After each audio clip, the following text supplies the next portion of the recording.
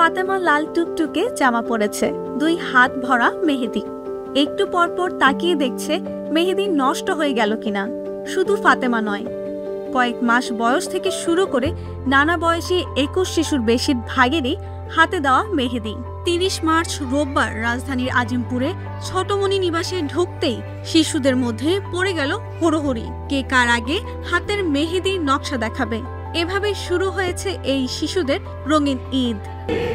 ঈদের জন্য ওদের যে নতুন জামা কাপড় ধরেন ঈদের দিনের জন্য বা ঈদের বিকেলের জন্য, যেহেতু সকালের দিকে একটু পার্টি ড্রেস পরলো, দুপুরে ফ্রেশ হয়ে ঘুমালো, বিকেলে হয়তো একটা সাধারণ ড্রেস পরলো, আবার ঈদের পরের দিনের জন্য একটা নতুন কাপড়। কারণ এই সময় কিছু মানুষ ওদেরকে কাপড় চোপড় দেয়, আবার কেউ কেউ কালকে ওদের সাথে হয়তো আগ্রহ প্রকাশ করছে আসবে, একটু সময় কাটাবে। আমরাও এটা অ্যালাউ করছি যে ওরা তাতে একটু পরিবারের আনন্দ পাবে।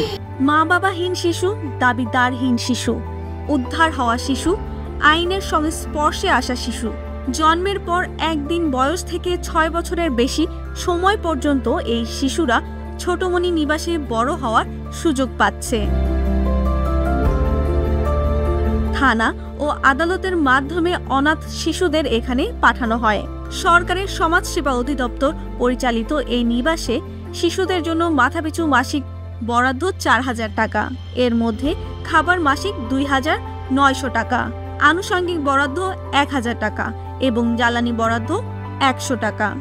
সরকারিভাবে এই শিশুদের জন্য ঈদ সহ অন্য উৎসবের জন্য আলাদা কোনো বরাদ্দ নেই। এর জন্য যে বিশেষ বিশেষ আয়োজন এখানে আসলে এই টাকার মধ্যে হয় না।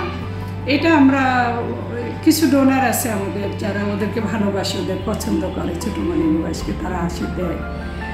সেই হিসাবে কেউ কাপড় চোপড়, অনেকেই হয়তো ওদের কাপড় চোপড় দিয়েছেন। তারপরে এখানে আয়া বুয়া যারা কাজ করে তাদের জন্য কিছু দান দিয়েছেন।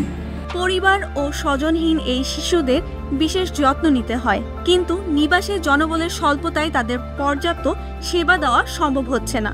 তবুও পারিবারিক পরিবেশে এই শিশুদের বেড়ে উঠতে সহায়তার চেষ্টা চালিয়ে যাচ্ছে এই নিবাস, জানান উপতত্ত্বাবধায়ক।